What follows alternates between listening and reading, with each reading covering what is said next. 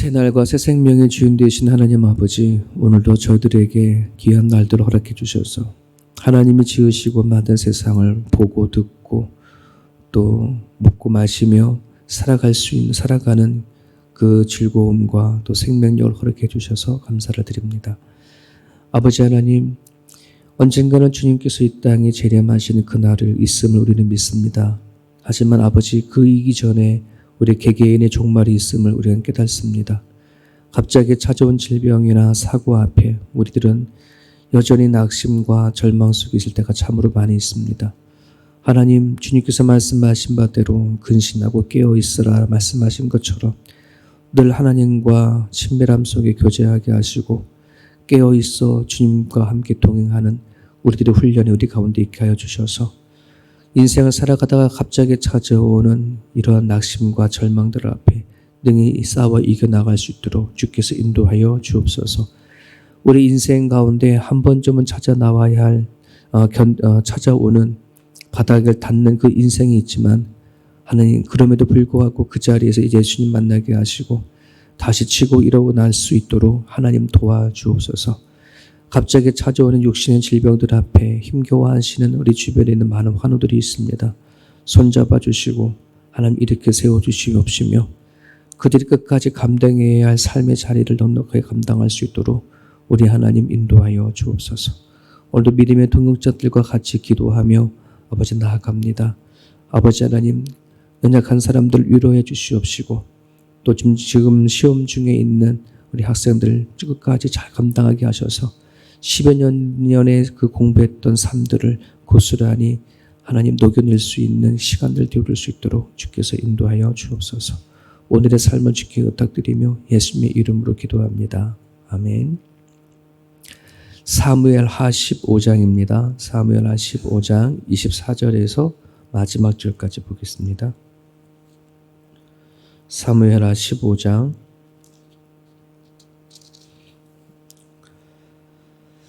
24절에서 마지막 절까지 우리 같이 읽겠습니다. 24절부터 있습니다. 보라, 사독과 그와 함께한 모든 레위 사람도 하나님의 언약궤를 메어다가 하나님의 궤를 내려놓고 아비아달도 올라와서 모든 백성이 성에서 나오기를 기다리도다. 왕이 사독에게 이르되, 보라, 하나님의 궤를 성읍으로 도로 메어가라. 만일 내가 여호와 앞에서 은혜를 입으면 도로 나를 인도하사 내게 그 궤와 그 계신 데를 보이시리라.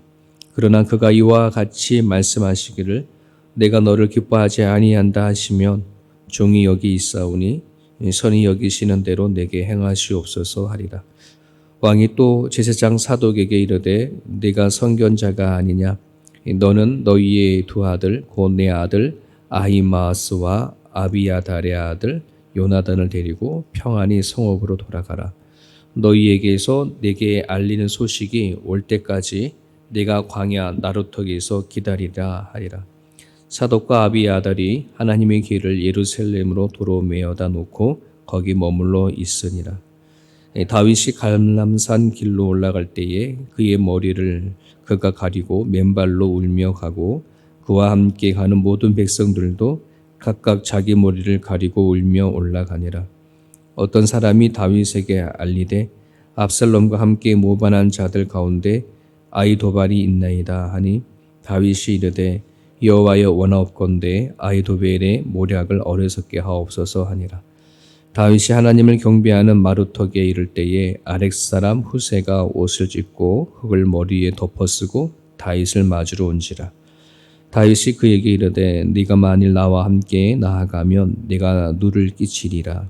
그러나 네가 만일 성읍으로 돌아가서 압살롬에게 말하기를 왕이여 내가 왕의 종이니이다. 전에는 내가 왕의 아버지의 종이었더니 이제는 내가 왕의 종이니이다 하면 네가 나를 위하여 아히도벨의 모략을 패하게 하리라. 사독과 아비아달 두 제사장이 너와 함께 거기 있지 아니하냐? 네가 왕의 궁중에서 무엇을 듣든지 사독과 아비아달 두 제사장에게 알리라. 그들의 두 아들 고 사독의 아히마스와 아비아달의 요나단이 그들과 함께 거기 있나니 너희가 듣는 모든 것을 그들 편에 내게 소식을 알릴지니라 하는지라. 다윗의 친구 후세가 곧 성읍으로 들어가고 압살람도 예루살렘으로 들어갔더라. 아멘. 도망치는 다윗을 따라서 제사장 둘이서 하나님의 법궤를 메고 다윗과 함께 쫓습니다. 그 두 제사장이 사독과 아비아달입니다. 다윗은 한참 도망을 치는 과정 가운데 같이 도망 나온 사람들을 정비하기 위해서 행렬을 멈추고 그 사이에 레위 사람들은 이 제사장들은 이제 법궤를 내려놓고 그리고 제사장 아비아달은 그 자리에서 또 제사를 하나님 앞에 올려드립니다. 행렬을 정리를 마치고 나서 다윗은 제사장 사독에게 법궤를 다시 예루살렘으로 가져갈 것을 요청을 합니다.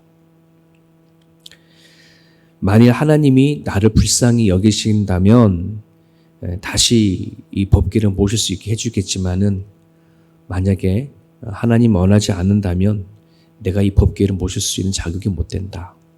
그러니 이 법궤를 메고 나를 따라올 것이 아니라 다시 예루살렘에 있던 그 자리로 가져가라라고 제사장이 얘기를 합니다.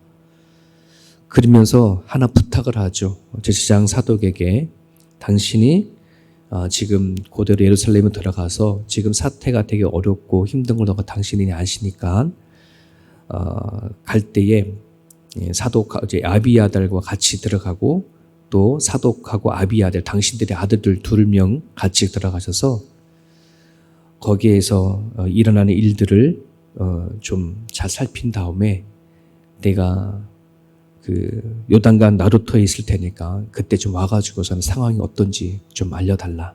이렇게 사독 제사장에게 부탁을 합니다.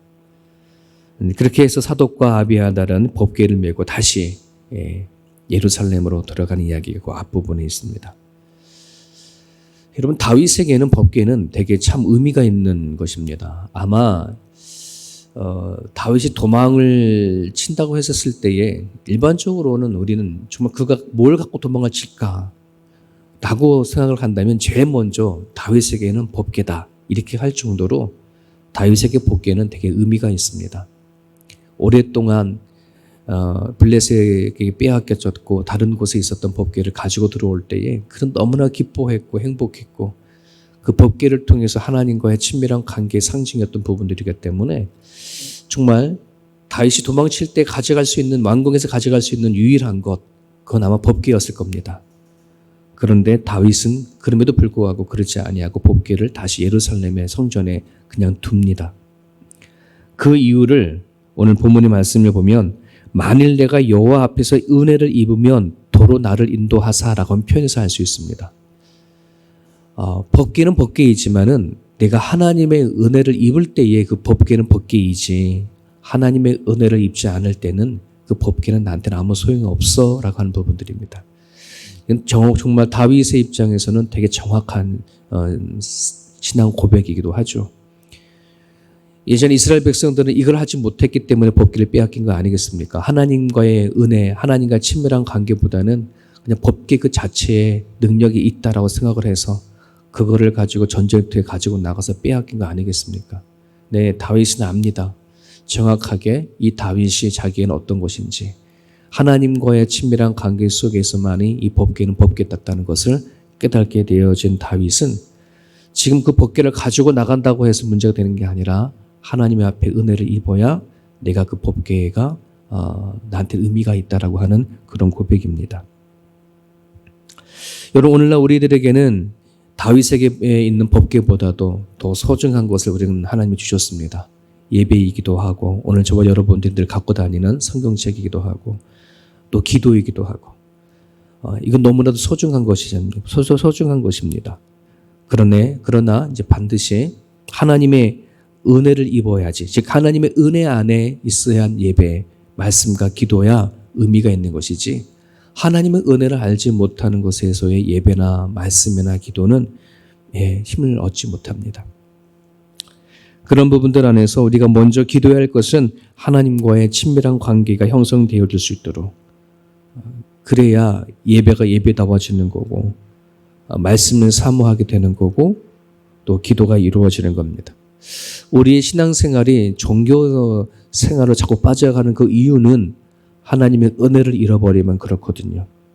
이 아침에 그 무엇보다도 하나님과의 친밀함을 놓고 먼저 기도할 수 있는 저희들의 모습이 되었으면 좋겠습니다. 30절을 보게 되어지면 도망치는 다윗의 모습을 이렇게 표현하고 있습니다. 다윗은 감난산 길로 도망치는데 그 자신의 머리를 가리고 맨발로 울며 가고라고 이렇게 표현했습니다. 그리고 그와 함께 가는 백성들도 똑같이 다윗처럼 머리를 가리우고 울며 올라가더라, 이 표현이 있거든요. 의도적인 표현을 좀 갖고 있습니다. 머리를 가렸다라고 한다는 부분들은 자신의 신세가 얼마나 처량한 건가, 왕의 자리에서 하루아침에 도망자의 신세가 되어버린 것, 자신의 수치스러운 것, 왜 이런 일이 일어났는가라고 하는 반성과 회개의 모습이 담겨져 있는 것이 머리를 가리웠다라는 표현입니다. 맨발이다라고 한다는 말은 이 당시에 맨발은 오로지 노예들만이 보여줬던 행동이었다고 합니다. 다윗은 하나님 앞에 스스로 자기가 지은 죄로 인해서 도망을 치게 되어진 이 사실 앞에 철저히 종된 자세로 낮아지는 모습을 드러내고 있습니다. 울었다라고 한다는 부분은 다윗이 체면이라고 표현하고 싶죠. 왕으로서의 체면으로서 뭐 우냐 할지 모르겠지만은 그 우는 것은 왕으로서 우는 것이 아니라 하나님 앞에서 자비와 긍휼을 구하는 울음이었음을 성경에는 드러내고자 하는 것입니다. 철저히 자기가 도망하는 이 자리는 그 누구 때문도 아니라 하나님 앞에 지은 죄로 인한 심판이고 또 결과인 것을 인정하고 하나님의 자비와 긍휼을 구하는 그 표현이 오늘 이 다윗의 모습에 담겨져 있습니다. 자, 그렇게 철저히 낮아져서 감난산으로 가는 다윗은 아주 기막힌 소식을 하나 접합니다. 31절에 압살롬과 함께 모반한 자들 가운데 아히도벨이 있다는 이야기입니다. 어제 말씀드린 바대로 아히도벨은 밧세바의 할아버지라고, 그 전에 다윗 옆에서 참모 역할을 했던 사람이었었습니다. 다윗이 아차 싶었던 거죠. 10명의 후궁이 이게 좀 위험하겠다 싶은 겁니다. 그러면서 다윗은 그 자리에서 기도합니다. 아히도벨의 모략이 어리석게 해달라라고 하는 기도를 하게 되어집니다. 아히도벨은 참모로서 책략가이고 모방가이기 때문에 자기가 생각했던 것보다도 다른 방식으로 될 거다. 압살롬에 대해서 너무 잘 알고 있지만은 아히도벨이 어떠한 계략을 가지고 자기를 칠 줄 모르겠다라고 하는 그러한 것 때문에 긴장하면서 하나님 앞에 기도를 하게 됩니다. 여러분, 그 다윗이 도망치는 이 모습을 보면은 첫 번째 도망이 아니라 두 번째 다윗이 광야로 도망가는 모습을 봅니다. 첫 번째 다윗이 도망할 때에는 사울 왕에 의해서 쫓겨내서 도망치는 그런 광야길이었습니다. 하지만은 그 광야길 안에서 다윗은 그나마 당당했습니다. 떳떳했습니다. 하나님 앞에 부끄러움이 없이 당당하게 광야길로 나갔습니다. 하지만 지금 두 번째 광야길은 하나님 앞에 당당한 그런 도망이 아닙니다. 하나님 앞에 죄를 짓고 정말 부끄러운 모습으로, 수치스러운 모습으로 도망치는 그 모습인 것을 보게 되어집니다. 아무리 광야길이라 하더라도 나와 하나님의 관계 안에서 당당함이 있다면, 떳떳함이 있다면 얼마든지 그 광야 안의 삶도 이겨낼 수 있는 것이 우리의 신앙생활이라고 생각이 되어집니다. 여러분, 오늘날 우리가 살아가는 이 삶들도 마찬가지입니다. 인생은 광야길 같다, 사막 같다라고 표현을 하지 않습니까? 내가 살아가는 이 삶이 뭐 언제나 이 광야 아닌 오아시스 같고 파라다이스 같은 그런 인생이겠습니까? 아마 하나님 나라에 살아갈 때까지 우리들의 인생은 정말 퍽퍽하고 거친 광야 같은 인생길이 아닐까 생각이 되어집니다. 그럼에도 불구하고 우리 마음 안에 하나님 앞에 어떤 관계를 갖고 살아가느냐, 하나님 앞에 당당함이 있냐 하는 것이 우리에게 딱 되어 있다면 얼마든지 그 광야길도 이겨냈을 줄 믿습니다. 다윗에게는 참으로 고통스러운 순간이었지만은 그래도 감사한 것은 그 광야에서 오로지 하나님을 바라보면서 영적으로 회복하는 그런 시간을 갖게 되어집니다. 다윗은 영의 사람이었기 때문에 그렇습니다. 여러분, 저와 여러분들도 영의 사람입니다. 하나님을 만나기 전에는 그냥 나 자신만 알았던 그런 존재였지만은 우리들 가운데 하나님의 영의 계심으로 믿음이 들어오는 우리들 안에는 하나님이 계시면 우리 넉넉하게 이 세상을 이겨나갈 줄 믿습니다. 하지만 우리들 안에 하나님과 담을 쌓아져 버리면 아무 문제가 없어도 우리 마음이 불편합니다. 아무런 문제가 없어도 살아가는 것이 힘들고 지치고 시비가 걸고 싶은 곳이 우리들의 마음입니다. 우리는 그러기에 반드시 기도해야 합니다. 우리의 마음이 시끄럽고 혼란스러운 것은 결국은 하나님 그리스도의 평강이 우리 가운데 있지 못한 부분들이고 우리가 그리스도의 영을 가진 존재이기 때문에 하나님과의 깊은 관계 속에 놓이지 아니하면 그런 현상이 있음을 우리는 기억하시고 언제든지 우리가 광야길이라 하더라도 하나님 앞에 그 교제로서 당당함을 잃어버리지 않는 저와 여러분의 모습이 있으면 좋겠습니다. 마지막으로 계속해서 보면은 어제 도망치는 다윗의 곁에 유료자가 한 사람이 있었다고 합니다. 가드 사람 이때라고 있었다면 오늘은 정말 그 옆에 든든한 한 친구가 다가옵니다. 후세라고 하는 사람입니다. 마른 친구이지만 좀 나이가 좀 듭니다. 나이가 다윗보다 많은 사람인데 이 역시 이 후세도 다윗의 참모였던 사람입니다. 아렉 사람 후세라고 얘기를 합니다. 이스라엘 사람 이때처럼 이스라엘 사람이 아니지만 가나안 원주민인 아렉 사람입니다. 후세가 왔었을 때에 다윗은 너무나도 든든했을 것입니다. 왜냐하면 아히도벨과 대치시킬 수 있을 만한 그런 인물이었기 때문입니다. 그래서 후세가 왔었을 때 다윗은 그에게 한 가지 부탁이 합니다. 지금 자신과 함께 피난길을 가는 것은 서로에게 짐이 되니까 나를 정말 돕기 원한다면 다시 예루살렘으로 가서 압살롬의 종이 되게 해달라. 요즘 말로 하면 스파이로 좀 이렇게 있어달라 이런 얘기인 거죠.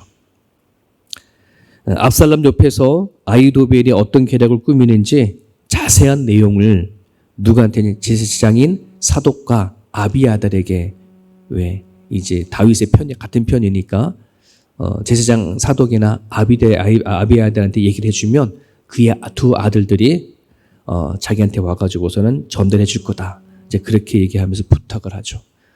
그 말을 듣고 후세는 다시 예루살렘으로 들어갑니다. 다윗의 도망은 계획되어진 도망도 아니고 아주 급하게 도망친 그런 길이었었습니다. 앞으로 자신이 빠져나온 예루살렘으로 다시 들어갈 수 있을까? 압살롬의 계략을 어떻게 칠 수 있을까? 전혀 생각하지 못하고 부랴부랴 빠져나온 그러한 도망자의 모습이었습니다.